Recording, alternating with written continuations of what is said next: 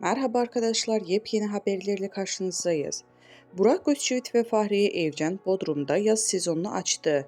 Bir süredir yeni evlere taşınma telaşı ile uğraşan ünlü çift, taşınma işlemleri bitirir bitirmez soluğu denizde aldı.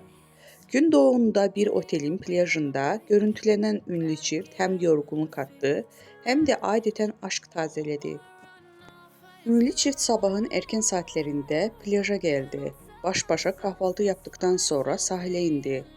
Eşyalarını bırakır bırakmaz kendilerini denize attılar. El ele girdikleri denizden bir an olsun ellerini birbirinden ayırmadılar. Burak Özçivit eşi Fahriye Evcen'e sürekli bir şeyler anlattı. Evcen de eşine kahkahalarla karşılık verdi. Ünlü çift baş başa kaldıkları denizde adeten aşk tazeledi. Fahriye Evcen mor mayosu ve fit haliyle göz kamaştırdı.